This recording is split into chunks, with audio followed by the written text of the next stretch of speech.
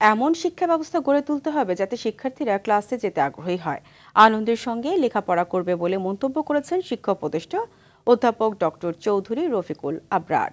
দুপুরে নারায়ণগঞ্জ জেলা শিল্পকলা একাডেমিতে শিক্ষার্থীদের সুনাগরিক হিসেবে গড়ে তুলতে শিক্ষা প্রতিষ্ঠানের ভূমিকার শীর্ষক মতবিনিময় সভায় তিনি এসব কথা বলেন। মাধ্যমিক ও উচ্চ শিক্ষা বিভাগের সিনিয়র সচিব সিদ্দিক জোবারের সভাপতিত্বে আরও বক্তব্য রাখেন কারিগরি ও মাদ্রাসা শিক্ষা বিভাগের সচিব ডক্টর খ ম কবিরুল ইসলাম, জেলা প্রশাসক জাহিদুল ইসলাম মিয়া সহ বিভিন্ন রাজনৈতিক সামাজিক সংগঠনের নেতা এবং শিক্ষার্থীরা। আমাদের এমন শিক্ষা ব্যবস্থা গড়ে তুলতে হবে, পরীক্ষার ব্যবস্থা এমন করতে হবে যে ছাত্র সেই যা অর্জন করেছে যেই মার্ক সেটাই পাবে, রাষ্ট্র তাকে ক্ষয়রাতি কোনো মার্ক দেবে না। আমরা ওই চিপ পপুলারিটি নেবার জন্য আমরা সেটা করবো না।